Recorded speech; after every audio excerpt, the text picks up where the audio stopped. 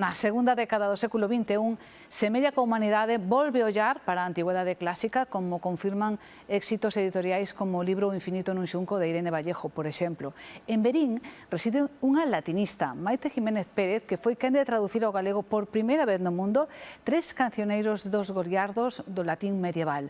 Políglota, profesora e tamén unha firme defensora e divulgadora das maltratadas humanidades.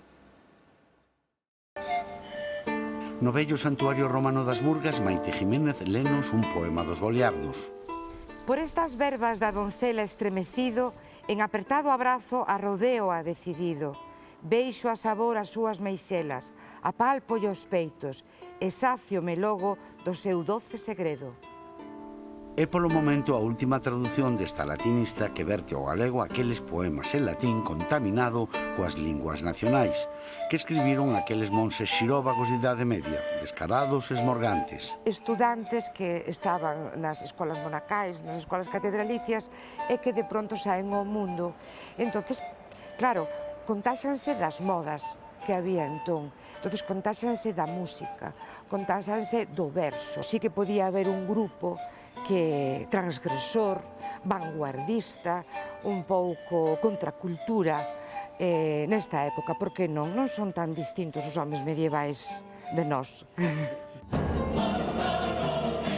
Famosas son as versións de Orff dos Carmina Burana, poemas relixiosos e anticlericais, amorosos e eróticos.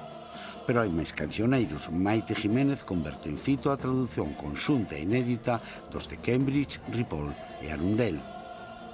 Que eu saiba completo, porque hai algúns que están así, que están espallados, do cancioneiro de Cambridge e de Arundel, pero completa a colección é a primeira vez en galego, en galego mundial, vamos dicir.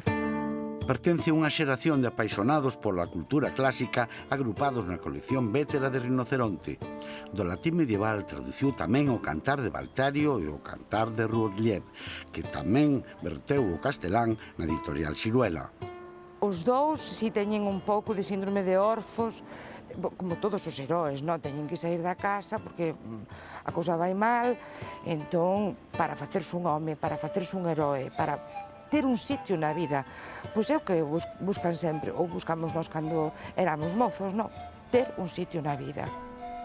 Nili novi sub sole, nada novo baixo sol, lémbranos o seu requintado blog Grand Tour, en que expón singulares visións daqueles clásicos onde os guerreiros da Ilíada conviven con raíñas envoltas en alfombras nese palimpsesto infinito do clasicismo. Eu penso que os clásicos son así, tamén. O sea, hai algo de fondo que ese coiro que é resistente, ráscase, volves a escribir, pero sempre queda ese pozo. Entón, o que estamos o mellor é reinventando. Creo que o maltrato ás humanidades e ao mundo clásico é unha actividade preferida dos políticos, de todos, sin distinción de cor. Eu vexo a vida con ollos clásicos, pero ao mesmo tempo considérome unha muller do meu tempo. Este inverno viaxa ao século XX. Esta políglota vai publicar 2 traducións de italiano. Unha delas, O nome da rosa, coas derradeiras revisións de Humberto Eco e os seus apuntamentos. Deixámola en Ourense co seu eterno paseo de centurias e soños.